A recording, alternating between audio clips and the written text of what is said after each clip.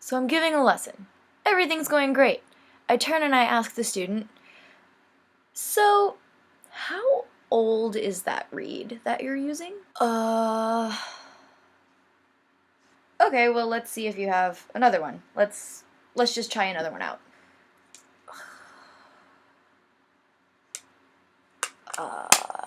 Do you have another reed? Well,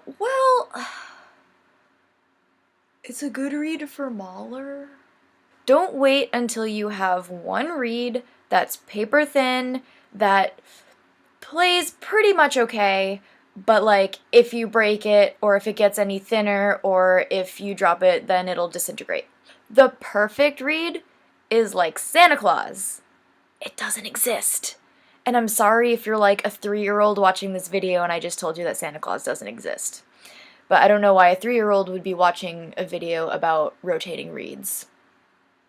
And it's tempting that when you're breaking in reeds to find one really good reed, and play it to death while all the reeds in your case just slowly deteriorate and warp and become unplayable and get moldy.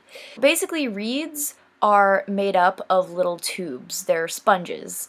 I'll do an experiment here in a second. But basically, the makeup of a reed is like this part, like the tubes are all going this way. You can see like at the bottom of the reed, the little dots, those are all openings for tubes, because cane is absorbent. It's the way it absorbs water.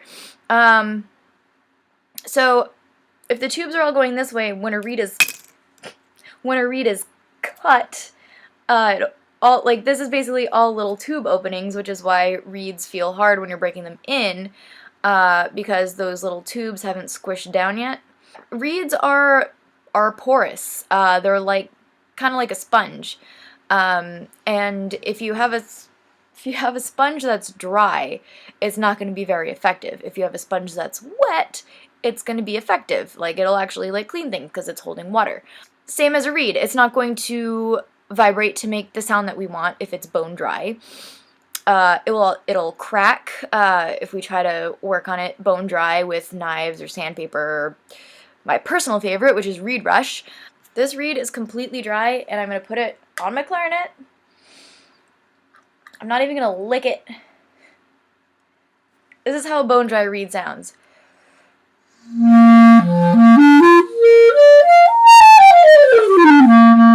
The articulation is crap. The sound is crap. The tone quality is awful. Just keep the reeds moist. I don't know why people have such an issue with the word moist. Moist! Moist! That's besides the point. You want to make sure that you're storing your reeds properly. So I use a plastic case, generic plastic case. You open it up. It's got slots. I keep a little sponge in there sometimes for when it's winter and it gets dry. But other than that, it's got slots. All of these slots are numbered. Having the numbered slots helps to keep the rotating of your reeds consistent, because you can tell which reeds you've played and which ones you haven't based on the number of the slot that they're in. There are obviously reed cases that are much fancier than this. I'm not going to mention any brands, but they've got the reeds lying down in a nice glass plank, and the other side is velvet. When you close it, it makes a nice little sound, and there's a little snap. It's very elegant, very expensive.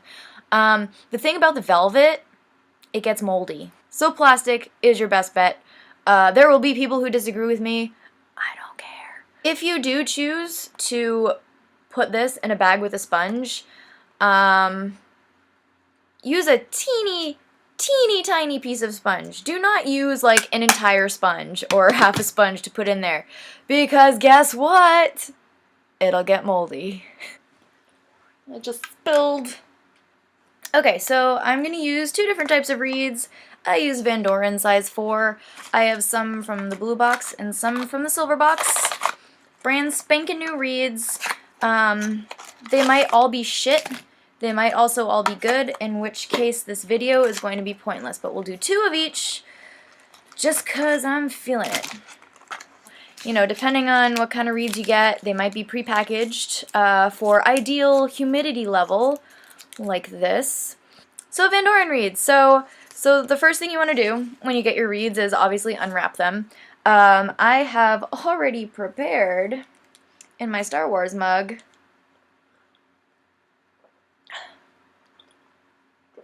some water in which I will soak the reeds. I do not recommend drinking out of a mug after reeds have been soaking in them, because I have made that mistake before. And honestly, if a reed works, it works. I don't care what brand it is. If it works, it works. But basically, the silver box are V12s. V12, Enduring V12. I don't know how well you can see that. And the ones from the blue box are just normal, I guess. And then I'm going to let them soak for a little while. You don't want to let them soak for too long. A couple minutes will be fine, a couple seconds even. But basically, I just took it out of its thing. I'm just going to, like, drop it in. One time, I left some reeds in a cup overnight. Mainly because I forgot about them, and overnight turned into the next day, and then the next day turned into, like, a couple of days. And then I found the mug that I was soaking them in, because I was off practicing and probably concerts and doing other things. This was when I was a rookie and, like, doing college auditions, so I would forget about a lot of things. But yeah, only a couple seconds will do. If you leave them by accident in a mug for a couple of days, guess what? They'll get moldy. I was, like, actually astonished when I first figured this out. So remember when I said that reeds are made up of little tubes, and the tubes are all cut this way, and that the ends of them are like this way? So it's basically like a bunch of straws pointing in this direction that are all open on the top and open on the bottom of a brand new reed. So what I'm going to do, this will probably be very not good for my computer, but you can blow bubbles on the top of a reed, and I'm going to try to get this as clear as possible. It's, like, really fun. It's I have no life. So you get some water on top of the reed so that it's not, like, spilling off, but so that it's there, and you just blow air through the bottom.